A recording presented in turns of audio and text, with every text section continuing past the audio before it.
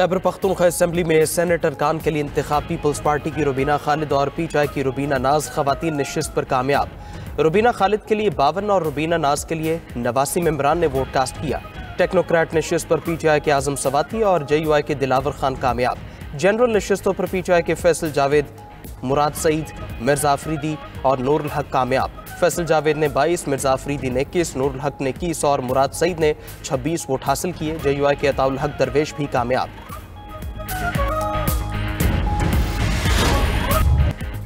Punjab assembly में senate की नशिस्त पर हाफिज अब्दुल करीम कामयाब। गैर सरकारी गैर हतमी नताइज के मुताबिक हुकूमती उम्मीदवार हाफिज अब्दुल करीम ने 243 वोट हासिल किए।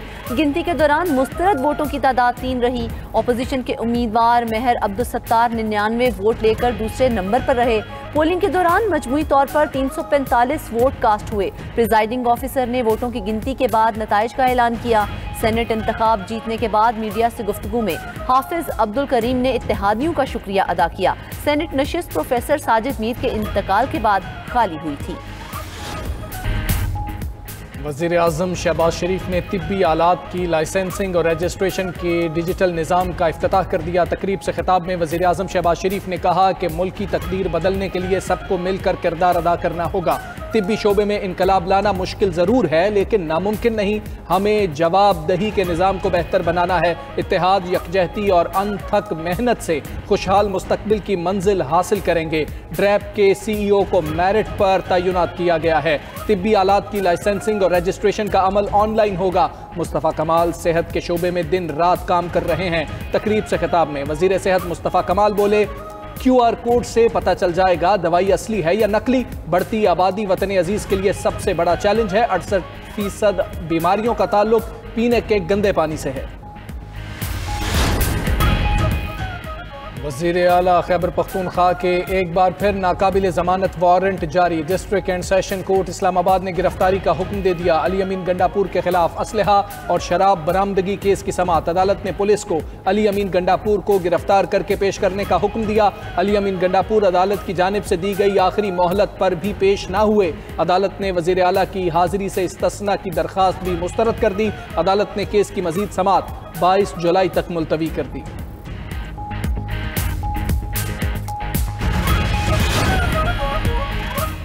मखसूस नशिस्तों पर मेंबरान की हलफ बर्दारी पेशावर हाई कोर्ट में चैलेंज। वज़ीर आला खैबर पख्तूनख्वा अली अमीन गंडापुर और स्पीकर बाबर सलीम सवाती ने गवर्नर हाउस में हलफ बर्दारी के खिलाफ दरख्वास्त दायर कर दी। दरख्वास्त में मौक़िफ़ इख्तियार किया कि चीफ जस्टिस ने गवर्नर को हलफ के लिए नामजद किया, हमें सुनने का मौका नहीं दिया गया। वज़ीर आला और स्पीकर हलफ लेने से इनकार करे तो फिर चीफ जस्टिस किसी को नामजद कर सकते थे। इजलास मुलतवी होने के बावजूद हलफ लेना मावराए आइन है। आर्टिकल 65 के तहत हलफ सिर्फ असेंबली हॉल में हो सकता है। स्पीकर खैबर पख्तूनख्वा असेंबली बाबर सलीम ने चीफ जस्टिस पाकिस्तान को भी खत लिख दिया। गुज़िश्ता रोज अदालती हुक्म पर गवर्नर KP ने खैबर पख्तूनख्वा असेंबली की मखसूस नशिस्तों पर 25 अरकान से हलफ लिया था।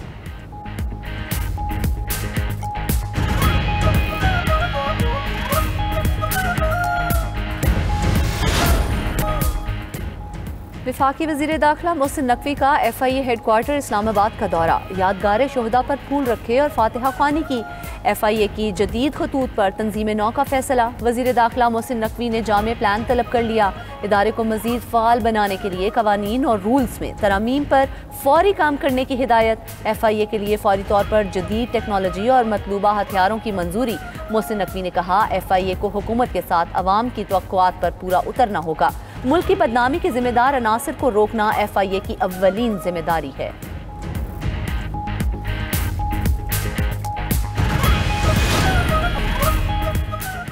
वज़ीर आला मरियम नवाज से deputy speaker Punjab assembly Malik Zaheer Iqbal Channar की मुलाकात। सियासी सूरत हाल और जनूबी पंजाब में जारी तरक्याती मंसूबों पर तबादला ख्याल।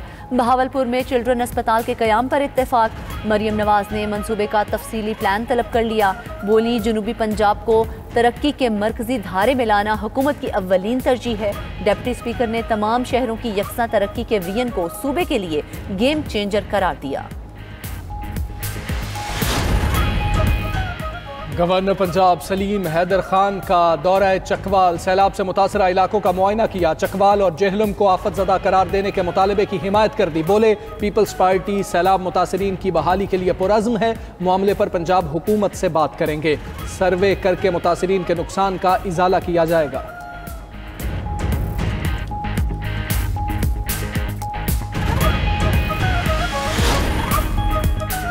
मॉनसून का चौथा स्पेल बरसने को तैयार। पंजाब, खैबर पख्तूनख्वा और बलूचिस्तान में 25 जुलाई तक मूसलाधार बारिशों की पेशगोई। पहाड़ी इलाकों में लैंडस्लाइडिंग का खदशा। रावलपिंडी में रेस्क्यू टीमें हाई अलर्ट, एम्बुलेंसेज और कश्तियां तैयार। रावल डैम के स्पिलवेज को दोबारा खोल दिया गया। बलूचिस्तान में मूसलाधार बारिश से नदी नालों में तुगयानी। सैलाबी रैले से हरनाई का मुल्क भर से ज़मीनी राब्ता मुनक़ते। मच में भी तूफ़ानी बारिश, नशेबी इलाके ज़ेर-ए-आब। कौमी शाहरा मुख्तलिफ मकामात पर बंद। कंबर शहदाद कोट में धामरा नहर में 50 फीट चौड़ा शगाफ, कई एकड़ पर खड़ी धान की फसल ज़ेर-ए-आब। जैकबाबाद में बेगारी केनाल में भी शगाफ पड़ गया, पानी आबादी में दाखिल हो गया। समुद्री तूफान वीफा की जुनूब मशरकी एशिया में तबाहकारियाँ। फिलिपाइन में तूफान से 8 लाख अफराद मुतासर, 90,000 बेघर हो गए। समुद्री तूफान वीफा से फिलिपाइन में 5 अफराद हलाक हुए। उधर जनूबी कोरिया में लैंडस्लाइडिंग और सैलाब से 18 अफराद हलाक हुए। हांगकांग और मकाऊ में 400 परवाजें मुतासर, 20 अफराद जख्मी हुए। वियतनाम में तूफान की आमद से पहले ही हंगामी हालत नाफिज। वियतनाम में कश्ती उलटने से 38 अफराद हलाक हो गए, 8 अब भी लापता हैं। बांग्लादेश एयरफोर्स का तरबियती जंगी तैयारा ढाका के नवाही इलाके में कॉलेज पर गिरकर तबाह। मुकामी मीडिया के मुताबिक वाक़े में 19 अफराद हलाक, 164 से ज़ायद जख्मी हो गए। बांग्लादेशी फ़िज़ाइया का F-7 जेट तैयारा मेलस्टोन कॉलेज पर गिरा। रेस्क्यू ऑपरेशन के लिए इमरजेंसी रिस्पांस टीमें तैनात। तरबियती तैयारा टेक ऑफ के 24 मिनट बाद ही गिरकर तबाह हो गया। Chief adviser Bangladeshi professor Mohammad Yunus ने वाक़े पर गहरे सदमे और अफसोस का इजहार किया है।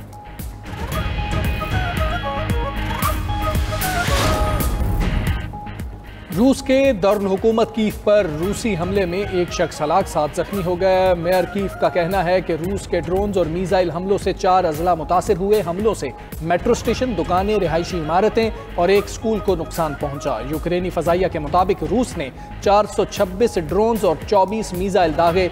सिर्फ 23 ड्रोन्स ने अपने हदफ को निशाना बनाया।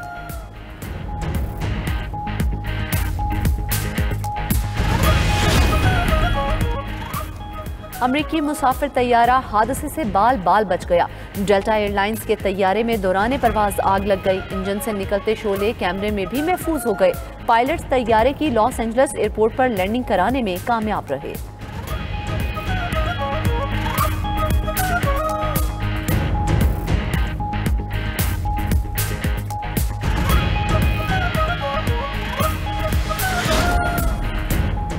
अमेरिका का वीज़ा लेना अब मज़ीद महंगा हो गया। तमाम दरख्वास्त दहिंदगान को अब $250 वीज़ा इंटेग्रिटी फ़ीस भी अदा करना होगी। खबर एजेंसी के मुताबिक इक़दाम ट्रंप के वन बिग ब्यूटीफुल एक्ट के तहत उठाया गया। नई वीज़ा फ़ीस का नफाज 1 अक्टूबर से होगा। हुकाम के मुताबिक इजाफी फ़ीस का मकसद वीज़ा कवानीन की खिलाफ वर्जी को रोकना है। उसूलों की पासदारी करने वालों को इंटेग्रिटी फ़ीस वापस कर दी जाएगी। गिलगित से ताल्लुक़ रखने वाले कोपहमा शाह दौलत ने 8080 मीटर बुलंद गैशर ब्रह्म 1 चोटी सर कर ली। शाह दौलत ने मसनूई ऑक्सीजन इस्तेमाल किए बगैर गैशर ब्रह्म 1 को सर किया। शाह दौलत K2 नांगा पर्वत और गैशर ब्रह्म 2 भी सर कर चुके हैं।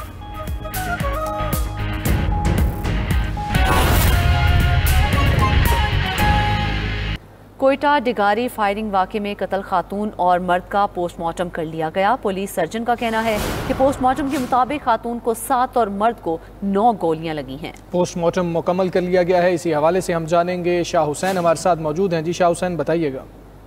जी बिल्कुल, खातून और मर्द का पोस्टमार्टम आज जुडिशल मजिस्ट्रेट 13 कोयटा के हुक्म पर डिगारी के कब्रिस्तान में किया गया, जहाँ पे ये रिहाइश पजीर थे। उसके बाद जहाँ पे कत्ल हुआ था, तो सिविल अस्पताल कोयटा की पुलिस सर्जन ने पोस्टमार्टम किया है और उनके मुताबिक, रिपोर्ट के मुताबिक, खातून को 7 गोलियां लगी और मर्द को 9 गोलियां लगी हैं। और अभी ये पोस्टमार्टम रिपोर्ट जो है ना आगे पुलिस हुकाम को भेजी जाएगी। इसके बाद बलूचिस्तान हुकूमत को भी भेजी जाएगी और तहकीकात इसी पोस्टमार्टम की रोशनी में भी आगे बढ़ाए जाएंगे। जी ठीक है शाह हुसैन, आपका शुक्रिया।